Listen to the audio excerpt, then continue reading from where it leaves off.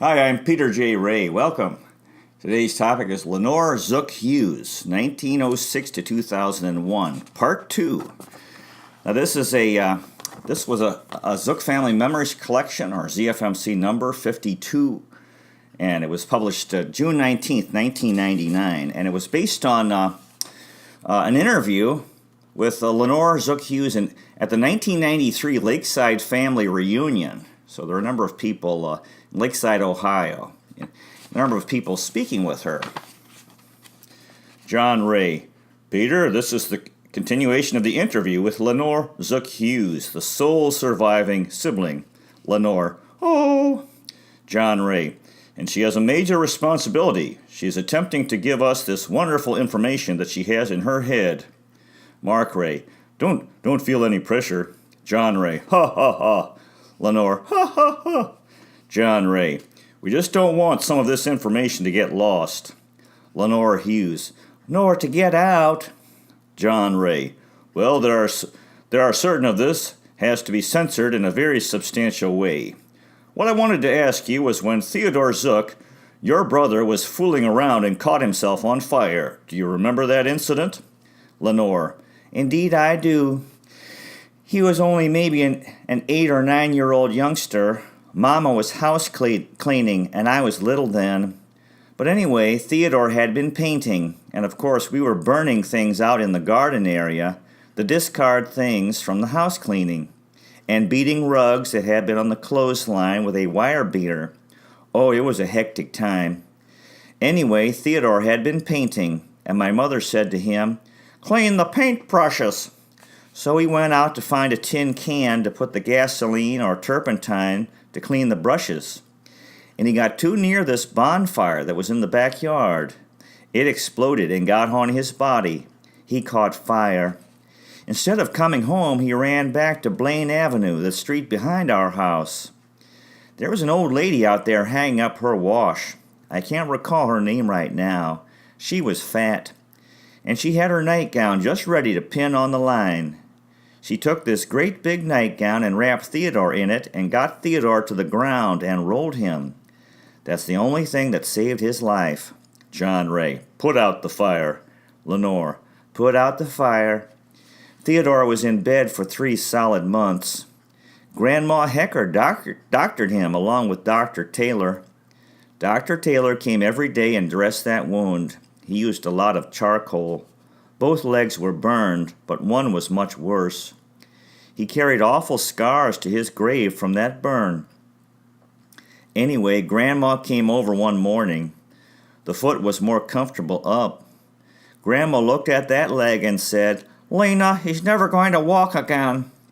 She was a darn good doctor in her own right, not with the formal educational degrees. John Ray. She said he's never going to walk again unless... Lenore. He will never walk again unless we get that knee straightened, because that bone is going to set, and he'll never bend it again, and he will be a cripple. So she looked at Mama. Mama said, "Well, it's the 2 of us for it." They got on that knee and exerted pressure, and Theodore screamed like you wouldn't believe. They pressed that down and broke whatever healing had gone on in there that was making that bone immovable. Theodore can thank the 2 of them for having that insight to know that that needed to be done. Grandma was extremely wise. She doctored us through sicknesses. Patricia Ray. She was more than your more than your grandfather? Lenore. Well, Grandpa was the kind that got in his buggy and called on everybody else. So she was more or less responsible because if Grandpa ran into a problem, he would stay overnight. That was the kind of doctoring you did in that age. They took a lot of the responsibility. John Ray. Well, she used to set bones, didn't she? Lenore. Well, I'm sure this bone was correct because of the things she did. The lakeside bells chimed the 7 o'clock hour. John Ray. She was something else. Lenore. She was something else. When Theodore entered Western Reserve School of Medicine in Cleveland, they took a physical upon entrance, and they said, "When did you break your shoulder blade?" Theodore said, "I don't think I ever broke it, but I will get in touch with my family." Mama said, No, you never broke your shoulder bone. She thought a minute and she said, Theodore, when you were born, it was an arm presentation breech. I remember for months after that your little arm dangled. So that, of course, is when that bone was broken. It was right on the x-ray. They knew that it had happened. Patricia Ray. Who delivered him? Lenore. Grandma Hecker. That would be a dilly.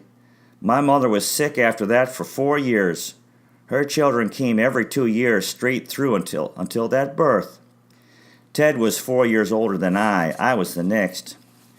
But by that time she had healed, and something about my birth corrected whatever had been wrong in her birth canal. John Ray. Amazing. Lenore. Yeah, it really was. Mark Ray. You were the fixer. Lenore. Ha ha ha ha. Patricia Ray. That would be quite a thing growing up. Mother got better after she had me. Lenore. She really said that was truthful. She couldn't walk. She had something wrong with her legs. Something was askew. And she was crippled, more or less. They had to have Lena McKay take care of her for 4 years. Helen was a godsend in that. Helen was old enough to take responsibility for the family. She loved to cook, and that came in handy. Anyway, Peter, I think this is the end of my story. My tale has been told. John Ray. Is that really? Lenore. Lenore Hughes. We send you our love. I'd love to see this new baby Timothy, Aunt Alice. God bless you and keep you. Patricia Ray. I have a question. Was Grandpa Hecker born after the Civil War? Lenore. Now that was Mama's father you're speaking about. Patricia Ray. Right. Lenore. I really don't know. He was an older man than Grandma. I always remember him as an old man sitting under the magnolia tree in his black outfit. They wore black clothes then. John Ray. I don't remember him at all. Lenore. Well, I barely do, John. John Ray. Okay. He must have died before I was born. Lenore. He was considerably older than Grandma. Well, he'd had 4 children. He was married a little while to accomplish that. John Ray. Well, the creaking of the porch swing is heard. Lenore. Maybe I've confused you more. Ha ha ha ha. John Ray. No, not at all. We're very grateful. Lenore. If I think of anything else, I'll write you. I'll make a list of these when I get home. Ruth Ray. I think you should get your own tape recorder and make your own tape as you remember them and then turn it off. John Ray. Do you have a tape recorder? I'm sure you have access to one. Lenore. Well, it's a shame to lose these. John Ray. I think that's a splendid idea. When you have a quiet time, sit down and get your thoughts organized about some of these family things. Ruth Ray. Then turn it off until you think again. It can be rearranged afterwards. Lenore. I think our family has a great many things to be proud of. People are so prone to tell the things that are mediocre or that we aren't real proud of, that we have reason to wish hadn't happened. There are a lot of things that are very good, too. John Ray. Well, if you're willing to do that, I think that's a great idea. Red. Why don't you do that, Lenore? If you're willing. Lenore. We'll try. John Ray. And mail it to Peter. Or you can mail it to me and I'll send it over to Peter, and he'll transcribe it and make a ZFMC out of it. That would be a splendid subject for an issue. Patty Ray. Has Peter interviewed you yet? Lenore. Yes, and I made a bad enemy. Patricia Ray. Oh, that's right. John Ray. Well, this business about the family. Ruth Ray. It could be edited, though. Lenore. And we leave Papa's family out so many times. His family owned a flour mill down in Marysville, Ohio. They were people of wealth. They really were well heeled. He signed a note for one of the young men that was starting in business down there, and he lost the flour mill as the result of that note. John Ray. Really? Lenore. Papa had a brother and a sister. His mother graduated from a school of music. She was talented. She was not very practical, like washing dishes and washing clothes and taking care of youngsters. Didn't come easy for her. And then Grandfather Zuck, whom you know from the diaries, died from dysentery from the Civil War. There she was left with these 3 little children. Well, she kept Nettie, and I'm her namesake, Annette Lenore. She kept the little girl and raised her, but she could not keep the 2 boys. They went to the orphans' home in Xenia, Ohio. Papa said he remembered going to sleep night after night crying. He was so lonely for love, although they were well cared for. He stayed there until he was 17, and his brother Ed was there too. Later on, Ed died of typhoid fever. Papa's only goal in living was to have a home and a family where he was loved and needed, and certainly if we all achieved our goals like he did. John Ray: well, he sure achieved it in spades. Ha ha ha ha. Lenore: he certainly achieved it. John Ray: yes, he did.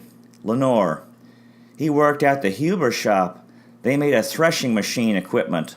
They're no longer in existence. They made tractors and that sort of thing. He earned $12 a week as an apprentice there. He learned the machinery business, how to run big machines. He was an expert in that. He ran the biggest lathe that Marion Power and Shovel had in their shop. My father was making big castings. He was a precision nut. He was good at that until he started working for the Marion Star newspaper. He liked that job a lot better. He should never have been in a shop. He had an excellent mentality, always up on current events, and he knew what he was talking about, made good decisions. Anyway, Aunt Nettie was a school teacher, and I think that part of our family has sort of been left out. Aunt Nettie worked for John D. Rockefeller for a while in Cleveland. She was on his secretarial staff. She must have earned good money because she traveled widely. She went on cruises. She went to Italy way back when. She was a nice person, beautiful gal. She had her picture taken with me as a little baby in the studio that Dale and I had later on. She held me. I was only about 4 months old. I was a cute baby. She was wrapped in tulle with no clothes, and I sat in her arms with no clothes, and it was cold. That studio was cold even when we moved in that camera room. Anyway, I got sick. I was sick. At a year old, I weighed 10 pounds. John Ray: goodness. Lenore: Fred said he can remember Mama coming down saying, "Your little sister's going to die." Scared him to death. Fred took good care of me. I caused him a lot of trouble. I was mean. If I could get him in a corner and get him to catch it, ha ha ha ha. Mark Ray: is that right? Lenore: yeah, shame on me. Ruth Ray: wasn't Aunt Nettie the one who introduced President Warren Harding to his wife? Lenore: to Florence Kling, right. At Nettie's death, Warren Harding was U.S. President. He sent a great big presidential wreath that was terrific. He loved Aunt Nettie. Ruth Ray: he gave her a diamond, too. Lenore: yeah, and I sent that out to Tommy for Annette because she's the next one in line for that. But apparently Tommy gave it to Marjorie. John Ray: Marge Bindley had it. She was wearing it. Lenore: that misfired. That was Annette's. John Ray: at Tom Zook's funeral. Patricia Ray: Warren Harding gave Nettie the diamond for what? Lenore: no, I was speaking of the big wreath. Now maybe he gave her the diamond too. I wouldn't be a bit surprised. Aunt Nettie had a lot of boyfriends. She was a beautiful woman, and she broke up several homes. She finally married an elderly man that was pretty well heeled, and then she come up and died first. The diamond was 3/4 carat, and it was a beautiful ring. Dale got me this, and I didn't need that. When my mother died, I gave it to Tommy. I said, "Tommy, give this to Annette." John Ray: but you don't recall where that diamond came from. Lenore: well, I think it came from Harding to Aunt Nettie. John Ray: just as a gift. Patricia Ray: people don't usually give diamond rings. Lenore: a byproduct. Ha ha ha ha. John Ray: well, there were certain events occurred which resulted in other events. Ha ha ha ha. Mark and Patty Ray. Ha ha ha ha. Lenore Hughes. It was a beautiful ring, and I had given it to my mother. John Ray. Now Marge Binley Zuck, Tommy's widow, has that ring. She showed it to us at the funeral. Lenore. Incidentally, you knew that Mary Jean Zuck's husband had died. John Ray. Who is this now? Mary Jean, Tommy's daughter. They had just built a new home. Her husband was high up in the school system out there, apparently a brain. John Ray. Did she ever get her finger fixed? She had a broken finger that mended at right angles. I wondered if she ever had that surgically repaired in some fashion. She was here at Lakeside. I remember seeing it. Lenore. She has a beautiful little girl. She keeps sending me pictures of this child. She's smart, and Marjorie loves her. Marjorie has moved to the town where Mary Jane lives, and I can't tell you where that is. Patricia. It's in California somewhere. Lenore. Yes, I think it's Stockton. Marjorie works at the university. John Ray. The University of the Pacific. Lenore.